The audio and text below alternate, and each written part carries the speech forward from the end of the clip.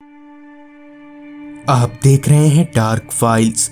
Dark files में आज की कहानी हमारे साथ सर की है राजू जी ने। तो चलिए बढ़ते हैं आज की इस कहानी की ओर।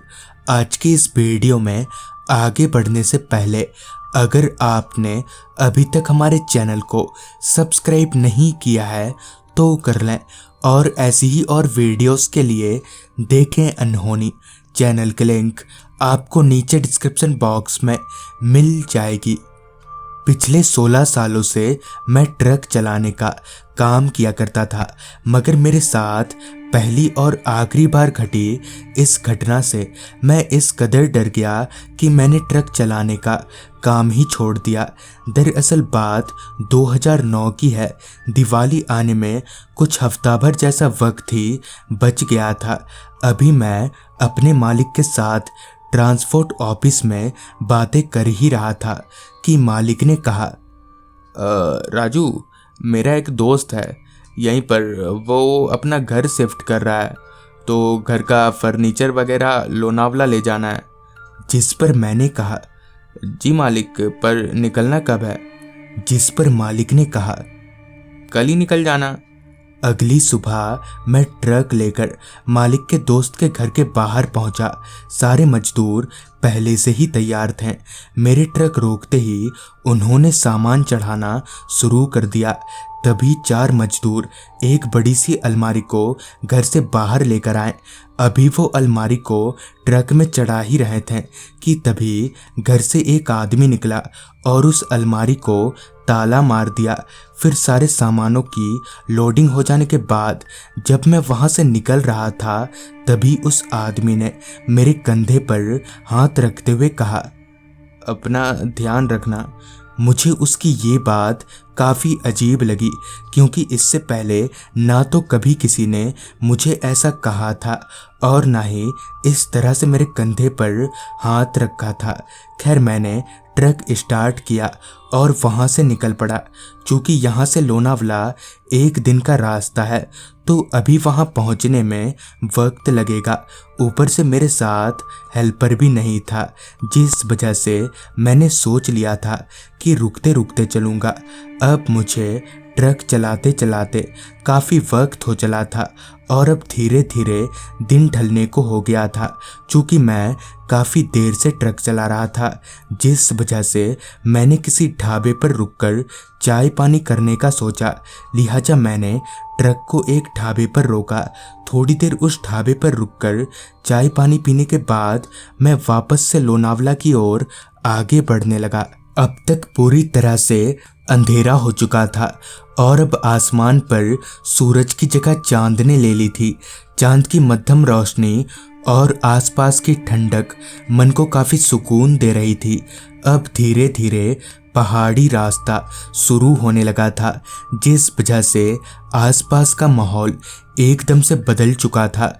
मगर दिक्कत वाली बात तो ये थी कि उस पूरे रास्ते पर लाइट का नामो निशान तक नहीं था। गाड़ी की हेडलाइट की रोशनी पर ही मैं टिका हुआ था। कुछ ही घंटों में रात हो गई, जिसका असर हाईवे पर दिखने लगा था। मतलब कि अब हाईवे पर गाड़ियां कम होने लगी थी। अभी मैं आगे बढ़ ही रहा था कि मुझे ट्रक के पीछे की तरफ से खटखट की आवाज़ आने लगी। तो पहले तो मैंने इस पर ज़्यादा गौर नहीं किया, मगर फिर जब वो आवाज़ मेरे कानों में चुभने लगी तो मैंने ट्रक को रोड के साइड में रोका और उतरकर पीछे की तरफ गया, ये देखने कि वो आवाज़ आखिर आ कहाँ से रही है। जब मैं ट्रक के पीछे पहुंचा तो पाया कि वो बड़ी सी अलमारी, जिसे उस आदमी ने ताला मार कर रखा था, उसका ताला अपने आप ही खुल गया है, जिसके साथ ही उस अलमारी का दरवाज़ा भी। खैर, मुझे लगा कि शायद ताला खराब होगा, लिहाजा मैं वापस ट्रक की आगे की तरफ चला आया और फिर से ट्रक चलाने लगा। मगर जैसे ही ट्रक चलने लगी कि वो आवाज़ फिर से मुझे सुनाई पड़ने लगी। मैंने सोचा शायद उस अलमारी का दरवाज़ा बज रहा होगा। अभी मैंने उस आवाज़ पर से ध्यान हटाकर ड्राइविंग पर ध्यान दिया ही था कि मुझे मेरे पीछे की तरफ से आवाज़ आई, अंकल, गाड़ी रोको ना। ये सुनकर मैं दंग रह गया कि भला मेरी ट्रक में बच्चा कहाँ से आ गया। मैंने झट से ब्रेक मारा और भागकर ट्रक के पीछे की तरफ गया, मगर ट्रक के पीछे ना तो कोई बच्चा नजर आ रहा था और ना ही कोई इंसान जो मुझे आवाज दे सके। अपने मन को बहला फुसलाकर मैं वापस ट्रक में आया और आगे बढ़ने लगा, इससे पहले कि मैं उस आवाज को अपने मन का वहम मान पाता कि फिर से मुझे तीसरी बार आवाज आई, अंकल कहाँ ना गाड़ी रोको।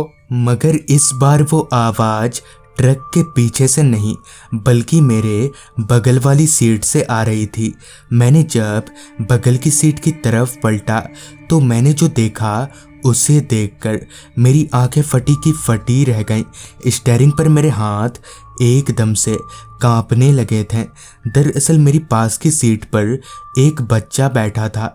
उसकी आंखें बिल्कुल सफ़ेद थीं और साथ ही उसका पूरा शरीर भी जैसे उसके बदन में खून ही ना हो।